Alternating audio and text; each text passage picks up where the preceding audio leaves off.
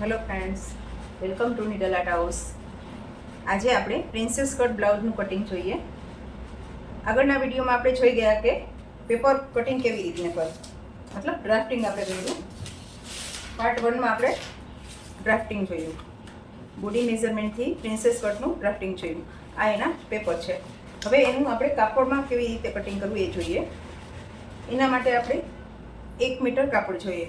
Blouse regular blouse માટે આપણે 1 metre કાપડ જોઈએ છે. રેગ્યુલર 42 પૂના અને 1 મીટર કાપડ હોય છે.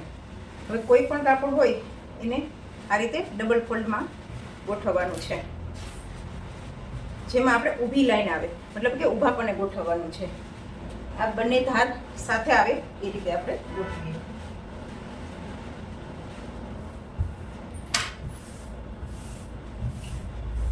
હવે આપણે આ ડ્રાફ્ટિંગ કેવી રીતના મૂકીએ એ જોઈએ. હવે આ બેક સાઈડ છે, આ સ્લીવ છે, આ ફ્રન્ટ પાર્ટ છે. આ બંને એમાં આ નેક છે અને આ પ્રિન્સેસ કટની લાઈન છે. આ રીતે આપણે હવે જો આપણે બેક સાઈડમાં હૂક દેવા હોય તો બેક સાઈડનો આ ભાગ આપણે ખુલ્લો રાખવાનો હોય અને આ આપણે ઘડીવાળો રાખવાનો હોય છે. આગળનો ભાગ છે નેક પાસેનો છે. અને જો આગળ હૂક લેવા હોય તો આગળનો ખુલ્લો ભાગ રાખવાનો અને અહીંયા ઘડીવાળો ભાગ રાખવાનો છે. હવે આપણે જ્યારે કટિંગ કરતા હોય, ડ્રાફ્ટિંગ કરતા હોય, મેં આપણે આ આગળના હૂકવાળું બ્લાઉઝ કર્યું છે એટલે અહીંયા અડધો ઇંચ વધારે લીધું છે. હવે આપણે પાછળ હૂક લેવા હોય તો આમાં અડધો ઇંચ વધારે લઈ લેવાનું છે, બાકી આ એક જ ફરમો ચાલે. હવે આમાં આપણે બેક સાઈડમાં હૂક નથી, ફ્રન્ટમાં હૂક છે એટલે આ પાર્ટ્સ આપણે ઘડીમાં લેશું. આ રીતે લો ગળાનું રેગ્યુલર બ્લાઉઝ છે. આપણે કાપડમાં સીધું પણ કટિંગ કરી શકીએ છીએ, પણ ડ્રાફ્ટિંગ કરેલું હોય તો ઇઝી પડે છે. અને 1 મીટર કાપડમાં કરવાનું હોવાથી ડ્રાફ્ટિંગ હોય તો વ્યવસ્થિત આપણે ફરમાં મૂકી શકીએ છીએ. હવે અત્યારે આ આપણે રેગ્યુલર ગોળ ગળું આમાં દોર્યું છે, પણ આમાં તમારે ગળાનો શેપ ચેન્જ કરવો હોય તો એક જ માપમાં ચેન્જ થઈ શકે છે.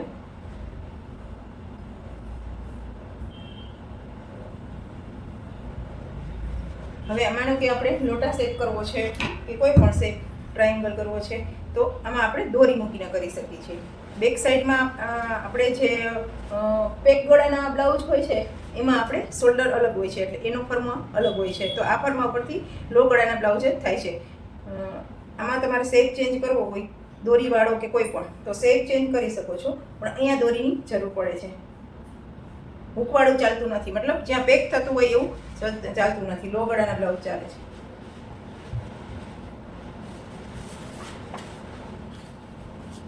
હવે સ્લીવને આપણે ખોલીને કટિંગ કરવાની છે. આ રીતે સામેની સાઈડ અહીંયા ખોલીને આ રીતે લેવાની છે. બને ત્યાં સુધી બધા ઊભા ભાગ જ આપણે ઊભાપણે જ કટિંગ કરવાનું છે. આ બટન પટ્ટીનો ભાગ છે, આ નેકની પેટર્ન. આ રીતે બને ત્યાં સુધી આને ઊભી લંબાઈમાં જ લેશું, આમ નહીં લઈએ.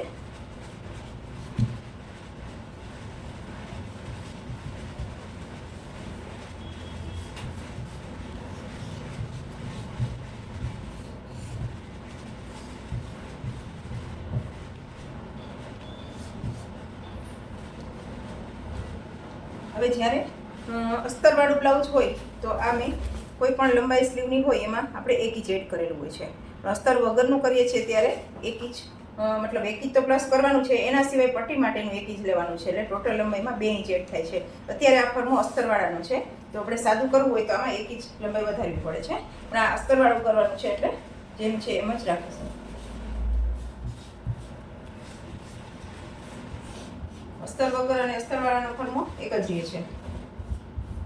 સ્લીવની લંબાઈમાં જ 1 ઇંચનો ફરક પડે છે.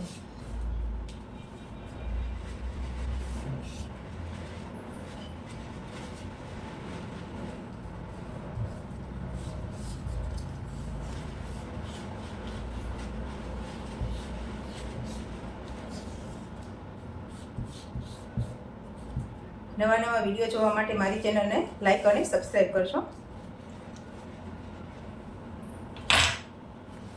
હવે આપણે આ લઈ અને કટિંગ કરીએ.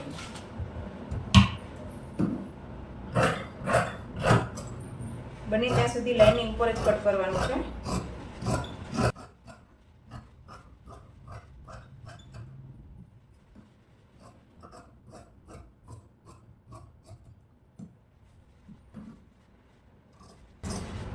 બોટનેક ગળું કરવું હોય, પેકનેક કરવું હોય કે કોલરવાળા કોઈ પણ કરવા હોય, એમાં તમારે આ ફોર્મો ચાલતો નથી, કેમ કે એમાં શોલ્ડરનો ભાગ મોટો હોય છે.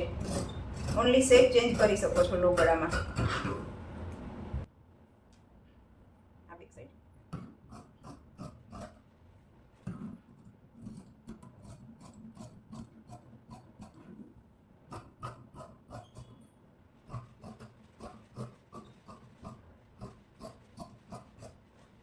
સેમ આ જ રીતે અસ્તરનું પણ કટિંગ કરવાનું હોય છે.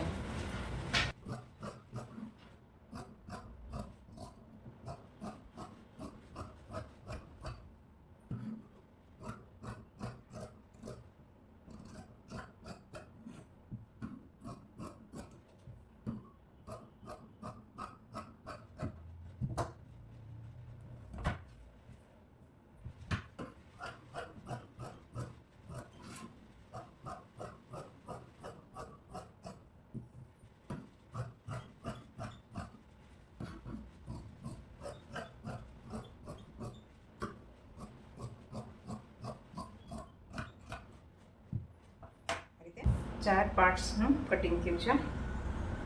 આ બેક સાઈડ છે, આ સ્લીવ છે અને આ ફ્રન્ટના 2 પાર્ટ્સ છે. હવે આપણે આગળ બટન પટ્ટી, જે લટકતી પટ્ટી હોય છે અને એક સાદી હોય છે, આ રીતે હૂક અને આઈ પટ્ટી કરવાની હોય છે. જેમાં આઈ લગાવવાની હોય છે એ આપણી 3 ઇંચ કટિંગ કરવાની છે પોડી, અને અસ્તર અને ઉપરનું મેઇન ફેબ્રિક છે બંનેમાં કરવાની છે. અને જે આ હૂકવાળી પટ્ટી છે આપણે ઓનલી અસ્તરમાં કટિંગ કરવાની છે અને એની પહોળાઈ 1.5 ઇંચની રાખવાની છે. હવે આપણો આગળનો ભાગ આ લંબાઈનો છે. બેક સાઈડમાં હૂક હોય તો આ રીતે બેક સાઈડમાં પટ્ટી લગાવવાની છે, એમાં પણ એ રીતે જ લગાવવાની છે.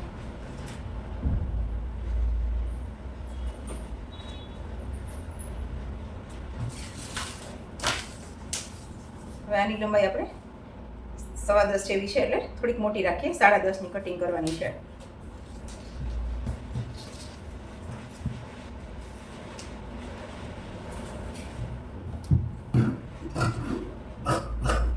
થોડી મોટી હોય તો ચાલે, નાની નહીં લેવાની. 3 ઇંચનું કટિંગ કરવાનું છે, જેમાં આપણે આઈ લગાવવાની છે. ઘણા બ્લાઉઝમાં ગાજ બટન કરતા હોય છે, તો એમાં આપણે બટન લગાવવાના હોય છે.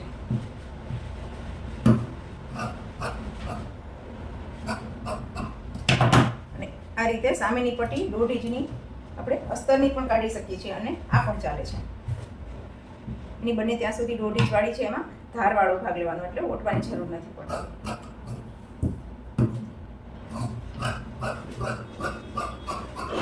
આ બંને હૂક અને આઈ પટ્ટી છે. હવે નેકની પટ્ટી કાઢવાની છે, ગળા પટ્ટી. એમાં આપણો કોઈ પણ જો આ રીતે શેપ લીધેલો હોય તો આખી શેપની પણ કાઢી શકીએ છીએ. નહીંતર આપણે 1 ઇંચની પોળી પટ્ટી કાઢવાની છે. મૂકવા ટાઈમે આપણે જ્યાં ટર્ન આવે છે એ જગ્યાએ ચીપટી લેવાની છે.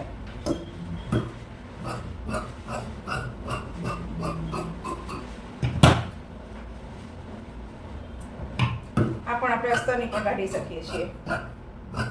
જ્યારે ગોઠ કરવાની હોય, આ સાદી પટ્ટી છે, આ સિલાઈ પટ્ટી છે, મતલબ જ્યારે ગોઠ કરવાની હોય, ગોઠ મતલબ હવે આ રીતે ઝીણી પટ્ટી, એમાં આપણે ઉરેફ પટ્ટી જોઈએ છે ગળા માટે. આ અથવા તો ઉરેફ મતલબ ક્રોસ પટ્ટી. જો આપણે ગોઠ કરવાની હોય તો ક્રોસ પટ્ટી કાપવી પડે છે આ રીતે. અને રેગ્યુલર આપણે હાથ સિલાઈ પટ્ટી કરવી હોય તો સીધી પટ્ટી ચાલે છે, એમાં આપણે વણાકમાં ચીપટી લઈ શકીએ છીએ. હવે કમર પટ્ટી કાઢવાની છે. નીચે આખી કમરના માપની ડબલ,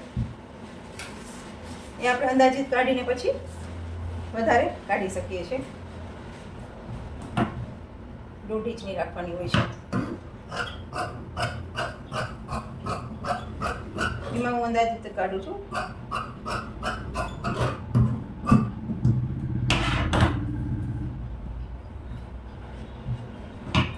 આપણે સાંધા નાખીને જોઈન્ટ કરીને કરવાની હોય છે. આના પછીના વિડીયોમાં આપણે આનું સ્ટિચિંગ જોઈશું. Thank you.